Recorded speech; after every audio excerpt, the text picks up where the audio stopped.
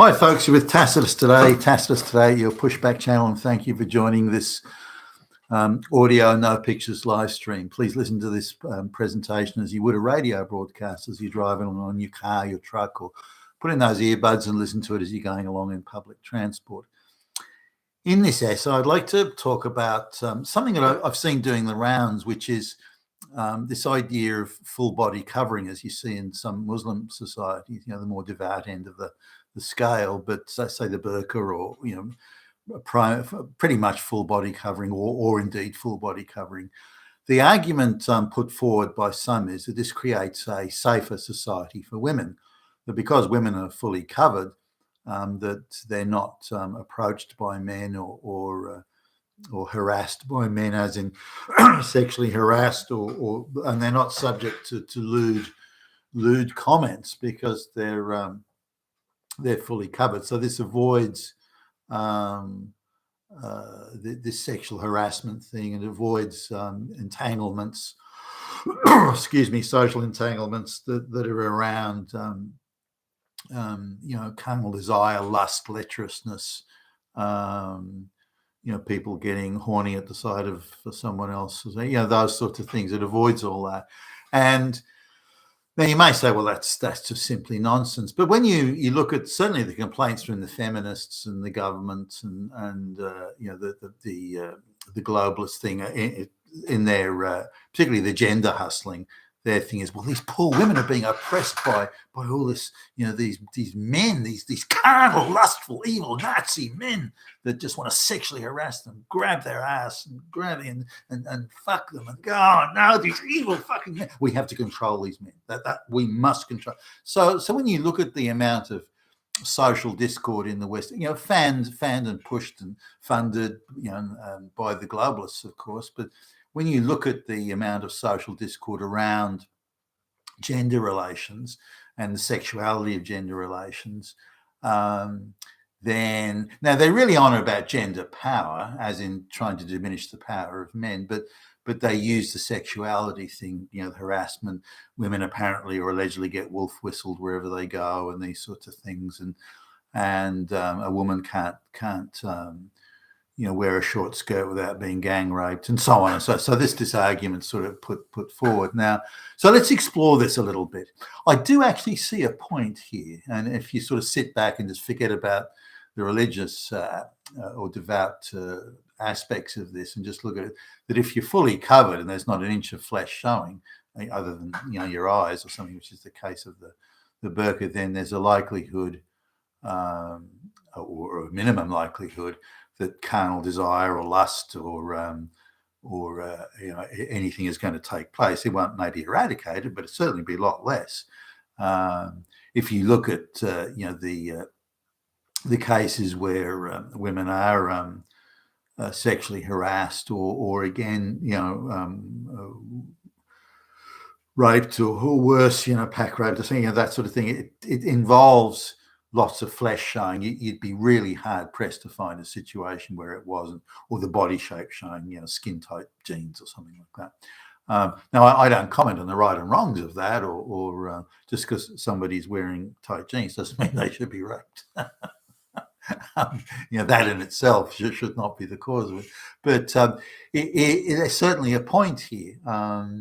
If everybody did have top of the head to sort of ankle, coverage, so you go to a nightclub, for example, and instead of seeing lots of flesh and plunging necklines and short dresses, and instead you saw total body covering, would there be less incidents of sexual harassment, rape, and so on? I think there would be.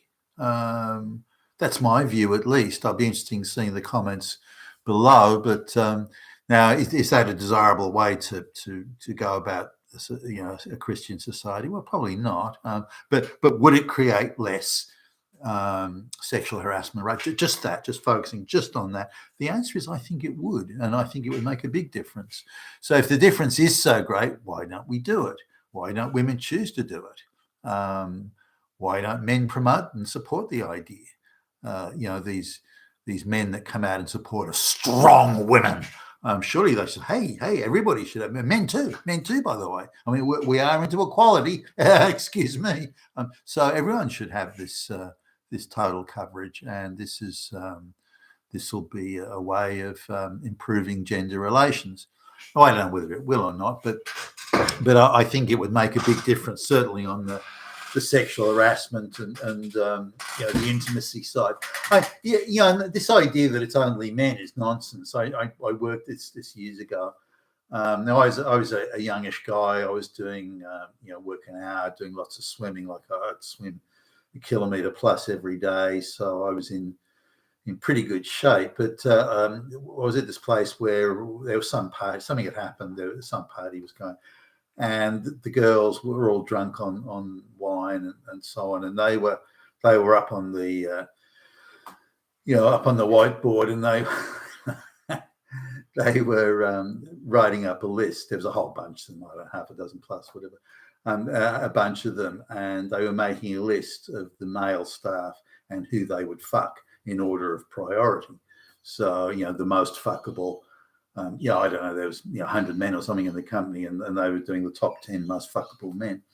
And so I went in, and I went into the room for some reason, and these girls, when they sort of looked up, and they had a rather, well, not so much a sheepish look, but more I wonder if he knows what we're doing here type look. And I saw this there. I saw my name on this list on the board. I wonder what that is. I hope it's not a list of people are going to get fired or something. I had a big mortgage, if you don't mind. Anyway, later on, I was told, guess what that list was? It was, who we'd most fuck. And I thought, goodness me, I would never do a list of the top 10 women that I'd fuck in the company. And that wouldn't occur to me. Not that maybe the thought never came into my head or anything, but the idea of being that crass would be. But anyway, that's what they were. That's what they were doing. And these were, some of those girls in there used to come into work with micro mini skirts on and that sort of stuff. And one of them actually was very hot. Not so much the others. So it's not just a guy thing. It can go both ways. And the fittest guys were wearing, me included, by the way, would have tight pants and tight body shirts and this sort of thing. So I suppose it does. Well, not suppose it does work both ways here. But coming back to the point of full sort of body covering, there seems to be places like India and or the subcontinent and the Islamic societies. There still seem to be many instances of sort of rapes and pack rapes and group rapes, gang rapes, this sort of thing going on. So full body covering obviously isn't the panacea, but does it create less? Now, I've noticed that men coming from Islamic societies, again, the more devout, they assume that if you're showing any flesh at all, it must mean you're the equivalent of a hooker, which of course isn't the case here. I don't know why these men aren't given intense and serious induction courses on how to behave when they're in the West. Now, the other thing is the favoured pornography that these third world men consume is, so the story goes is they're all white chicks and they're all blonde. So as soon as they see a blonde white chick sort of showing a bit of flesh, they assume, oh well, she's just the same as the chick in the porno movie I just saw. So so maybe that's an element in it as well. But coming back to this idea, does showing flesh in itself, does it promote things like unwanted sexual attention or aggressive sexual attention or sexual harassment and going beyond that? Does it promote that? Well, I don't know. I've sort of got a foot in each camp here, but I live near a beach, and so in summer I often go to the beach, and it's there can be many hundreds of people in there, women included, in their bathing costumes and so on. There's even at the far end of the beach, there's even a topless bathing thing, so women can get all over suntan on their tits and so on. But look, I doubt there'd be even 1 or 2% maximum of the people, the women that I see on the beach, I would rate as fuckable. There's mostly extremely overweight. They're wearing costumes that they're certainly not svelte. Let me put it that way. And so if I walk up and down the beach and doing the schoolboy thing of how many would I fuck, I'd be lucky to come away with 2%. There's very few of them that are fit and looking the business, and in my perspective at least. So just seeing flesh doesn't do anything for me in isolation. It has no effect. Seeing a tight pair of jeans. Now, if it's the tight pair of jeans or the bathing costume with a fit sort of statuesque still looking chick, well, probably yes. But does that create sort of uncontrollable attitudes of lecherous, lustful desire that cannot be dealt with by any means other than jumping on the person, trying to engage in coitus or something? Well, no, it doesn't. So I suppose it affects different people in different ways. Maybe people that are struggling to get laid or something would take anything that goes. Maybe people out there assume that the slightest bit of flesh showing is an invitation. Similarly, women will take the view, certainly ones that I know, that they go to the nightclubs and wear the lots of flesh type outfits. They are there to get laid at the nightclub. And so if you see lots of flesh on show at a nightclub, you probably would assume that there's a desire to engage in intimate relations. But if it's just someone sort of walking along, walking to work or something, then you wouldn't assume that. So the setting obviously has an effect. But this idea of flesh in isolation, that's unattractive flesh, how would that affect anybody? I don't know. So I think there's merit in this idea.